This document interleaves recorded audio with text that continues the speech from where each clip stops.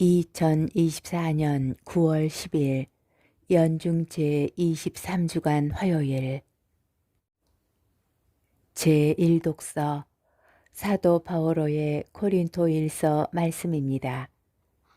형제 여러분, 여러분 가운데 누가 다른 사람과 문제가 있을 때 어찌 성도들에게 가지 않고 이교도들에게 가서 심판을 받으려고 한다는 말입니까? 여러분은 성도들이 이 세상을 심판하리라는 것을 모릅니까? 세상이 여러분에게 심판을 받아야 할 터인데 여러분은 아주 사소한 송사도 처리할 능력이 없다는 말입니까? 우리가 천사들을 심판하리라는 것을 모릅니까? 하물며 일상의 일이야 더 말할 나위가 없지 않습니까? 그런데 이런 일상의 송사가 일어날 경우에도 여러분은 교회에서 업신여기는 자들을 재판관으로 앉힌다는 말입니까? 나는 여러분을 부끄럽게 하려고 이 말을 합니다. 여러분 가운데에는 형제들 사이에서 시비를 가려줄 만큼 지혜로운 이가 하나도 없습니까? 그래서 형제가 형제에게, 그것도 불신자들 앞에서 재판을 겁니까? 그러므로 여러분이 서로 고소한다는 것부터가 이미 그릇된 일입니다. 왜 차라리 불의를 그냥 받아들이지 않습니까? 왜 차라리 그냥 속아주지 않습니까? 여러분은 도리어 스스로 불의를 저지르고 또 속입니다. 그것도 형제들을 말입니다. 불의한 자들은 하느님의 나라를 차지하지 못하리라는 것을 모릅니까?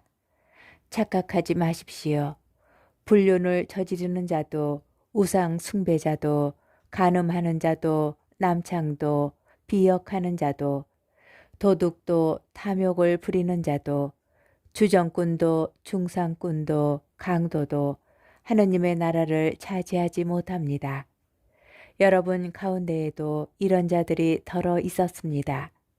그러나 여러분은 주 예수 그리스도의 이름과 우리 하나님의 영으로 깨끗이 씻겼습니다. 그리고 거룩하게 되었고 또 의롭게 되었습니다. 주님의 말씀입니다. 복음, 루카복음 6장 12절에서 19절의 말씀입니다.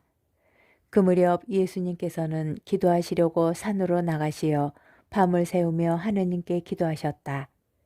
그리고 날이 새자 제자들을 부르시어 그들 가운데에서 12를 뽑으셨다. 그들을 사도라고도 부르셨는데 그들은 베드로라고 이름을 지어주신 시몬, 그의 동생 안드레아, 그리고 야고보, 요한, 필립보, 바르톨로메오, 마테오, 토마스, 알페오의 아들 야고보, 열혈당원이라고 불리는 시몬, 야고보의 아들 유다, 또 배신자가 된 유다 이스카리옷이다. 예수님께서 그들과 함께 산에서 내려가 평지에 서시니 그분의 제자들이 많은 군중을 이루고 온 유다와 예루살렘 그리고 티로와 시돈의 해안 지방에서 온 백성이 큰 무리를 이루고 있었다. 그들은 예수님의 말씀도 듣고 질병도 고치려고 온 사람들이었다. 그리하여 더러운 영들에게 시달리는 이들도 낫게 되었다. 군중은 모두 예수님께 손을 대려고 애를 썼다. 그분에게서 힘이 나와 모든 사람을 고쳐주었기 때문이다. 주님의 말씀입니다. 오늘의 묵상. 바오로 사도는 몇 가지 죄들을 열거하면서 이러저러한 사람들은 하느님 나라를 차지하지 못한다고 단호하게 말합니다. 하느님께서 자비로우신데 하느님 나라에 들어가지 못하는 사람이 있을까요? 자비하신 하느님께서는 폭력을 쓰시지 않고 인간을 사랑하시는 하느님께서는 강요하시지 않습니다. 하느님께서 인간에게 어떤 것을 말씀하실 때는 인간이 거부할 수 있는 여지가 있습니다. 교리에서 말할 때는 지옥은 존재하는가 하는 문제로 표현되는 물음입니다.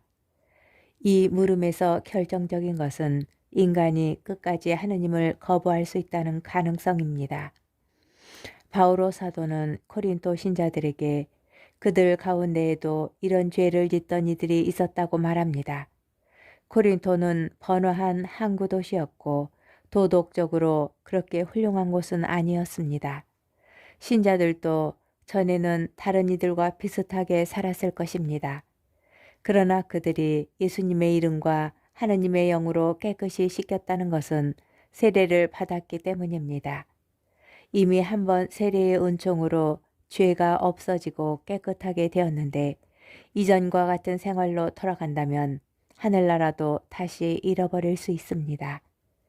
어제 독서에서 묵은 누룩을 없애고 반죽을 깨끗이 하라고 말한 것과 같은 맥락입니다. 하느님께서 자비하시다는 것을 핑계로 하느님께서 한번 깨끗하게 하여 주신 것을 소홀히 여겨서는 안 되겠습니다. 그리고 바오로 사도가 지금 개인이 아니라 교회 공동체에게 말하고 있다는 점도 살펴야 하겠습니다.